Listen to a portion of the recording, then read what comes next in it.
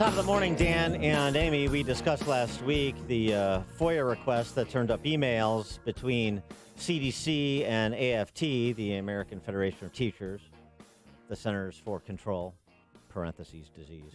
Non-elected officials who deem our lives, but yes. So it was clear that the CDC sought input from the American Federation of Teachers, Teachers Union, and Randi Weingarten, by extension, the boss, when it came to their guidance on school reopenings. Well, Randi Weingarten, and of course, Rochelle Walensky, Dr. Rochelle Walensky, the CDC's director, suggested, this is something where we, in testimony on the Hill, this is something where we collaborate with various stakeholders and so on and so forth. Well, Randi Weingarten was a little bit more direct about it in an appearance on C-SPAN. Of course, we gave them input. They asked for input. We gave them input. The other thing she didn't say, but it's worth saying, is not only did you give them input, they just cut and pasted the input that you gave them. They asked us for language, and we gave them language when they asked us for it. But if you look at the public record, I was saying these things publicly, these kinds of things. So there's nothing nefarious about doing this kind of work. And frankly, we have said to the CDC, everyone should have, parents should be, they should be communicating with parents. They should be communicating. Yeah. Oh, really? That's great. Here's how they communicate with parents. They just issue edicts from D.C. that are then cut and pasted by all of the educrats at the government school systems across the Fruited Plains.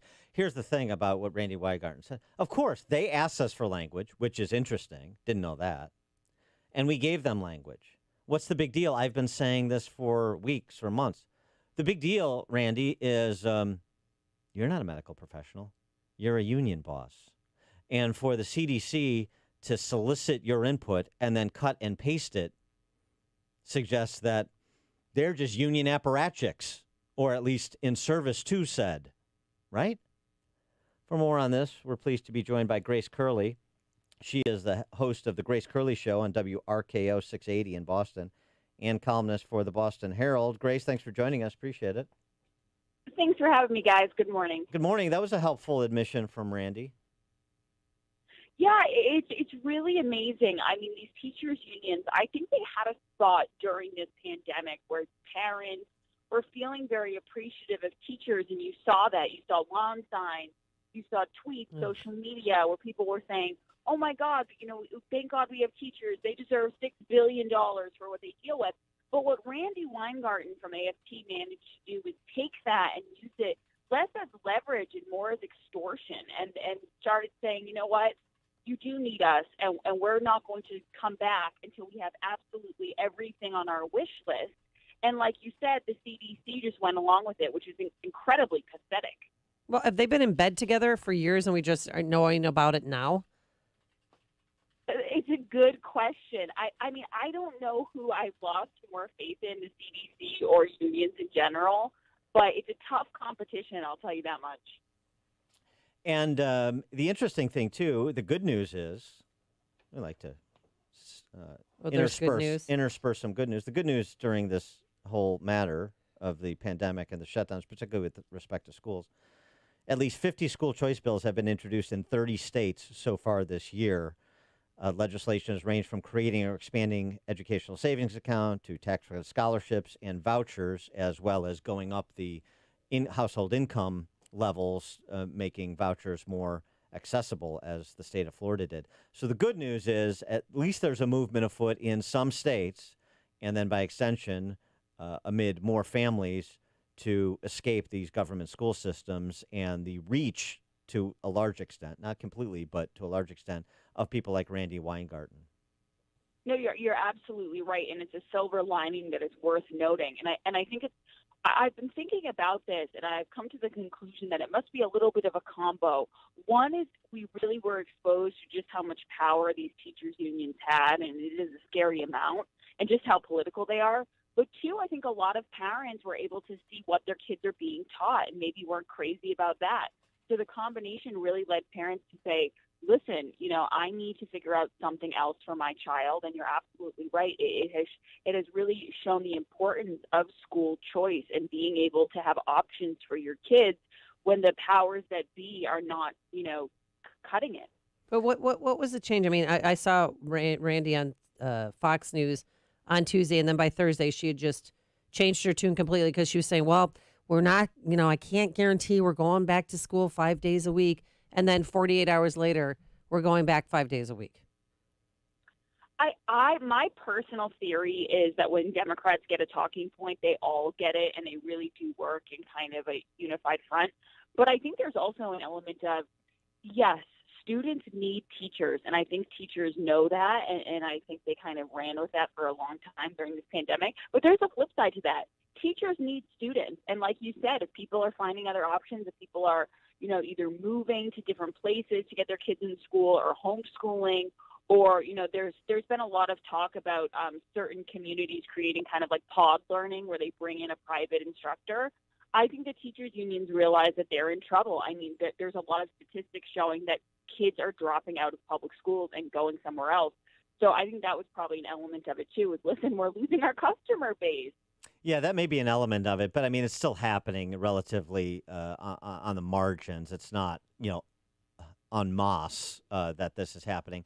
The other aspect, I think, is what you alluded to in the first part of your response, which is with the coordination. And, hey, we got the word that we got to move because the administration has taken, ostensibly, I'm assuming this, taken too much political heat. People are getting a little bit antsy about the masks and about the prospect of remote learning again in the fall. We're taking on too much political water here. So we're going to reverse course. And here's what we'll do. This was unspoken, but this is what I suggest their position is. Look, if we have an opportunity down the road because somebody gets scared because there's 3 more cases of some variant in some distant place, then we can revisit this. We can always go back because we've established a precedent that at certain metrics, we're going to have to go back and we're going to have to do what we did so successfully in 2020 and early 2021 to combat the virus. So they always have the ability to come back to this, but they wanted to provide some hope and minimize some of the political damage in the short term between now and the fall. Yeah, I think you just put that in the perfect way. They were taking on way too much political water. I mean, I'm sure the internal polling among Democrats right now is absolutely devastating. And I mean, not just because of these reversals in policy, but also because of what I'm seeing come out of the New York Times and the press. I mean, they've always written fluff pieces for Joe Biden, but lately it's been, even over the top by their standards. So I think there is this kind of panic that, oh no, there's gas lines and people aren't going back to work, and the jobs report was a giant miss even by CNN standards. So I do think there was an element of, oh God, we got to do something, we got to switch it up here, and this was their way was, oh, well, let them take the masks off and let them get their kids back in school. That will be a little carrot, and maybe they'll forget that they're waiting in a gas line for an hour. I said, you're out Boston way. I'm interested in Charlie Baker. We haven't talked a lot about him, and he's a Republican governor, which is always a difficult thing in Massachusetts. But, early on, he was, and into last summer, he was one of those governors that was reported to have done the same thing that Cuomo and Murphy and Whitmer did, which is send the infected back to nursing homes. And there were some other approaches that Baker was taking as a Republican that raised my eyebrow the same way that some of what Mike DeWine did in Ohio did as well. And so I was just wondering if you had an assessment on Baker on the nursing home thing specifically. I know he didn't make $5 million on a book, so it's not as bad as Cuomo. But if there, what happened with that and an assessment of his performance more generally. I think his performance was definitely lackluster. I think he does love the power, but I think he just really hit the nail on the head. He was just less, crazy about it as Cuomo was. He doesn't have that arrogant way about him, so he was able to kind of go under the radar. But there definitely was a lot of things that I think raised eyebrows and that deserved to be looked into. I think one thing he did, which kind of helped him, was he sent a private, company in to investigate the Holyoke nursing home scandal. And then he really, during his press conference, said over and over again that it was a terrible thing that happened. And I think just by doing that, instead of by trying to cover it up like Cuomo and like Whitmer, I think that helped him out. But as far as power goes, I mean, we're going to be one of the last states in the country to open up. Mm-hmm. And we have, the cases right now are low. The vaccine rate is very high, when people are getting the vaccine en masse. So it's pretty crazy that he's still kind of sticking it to the small businesses. I think that's something I've noticed about him the most, is that there's this real callousness about how he's treating the businesses in Massachusetts, because keep in mind, we have New Hampshire, we have Rhode Island, we have other states that people can easily get to within a matter of, 30 or 45 minutes. And he doesn't seem to care that a lot of these businesses are losing customers to our neighboring states. Well, and you guys still have the mask mandate. You and Hawaii are the two states that have said, no, we're not getting rid of it, correct? Yes, we can't let go. I think we're going to have them for another probably 10 or 9 days. And again, it always begs the question, what's the difference between now and 10 days? Like, right. It might not make a big difference to Charlie Baker, but it makes a huge difference to restaurants. I mean, I have very close relationships with a lot of the restaurants around here because of my show. And it's just heartbreaking to see what's happened. And it's bizarre to me that someone with so much power doesn't care and doesn't really seem to have any sympathy or compassion for them. Mm. Well, if he keeps Harvard and Amherst and some other universities in Massachusetts closed, I mean, that wouldn't be so bad. I wouldn't mind that. Yeah. Yeah. Grace Curley, host of the Grace Curley Show on WRKO 680 in Boston. She's also a columnist for the Boston Herald. Check out her piece at Spectator, The Ballad of Randi Weingarten, which we were discussing. Grace, thanks so much for joining us. Appreciate it. Thanks, guys. Have a good one. You too. And she joined us on our turnkey.pro answer line.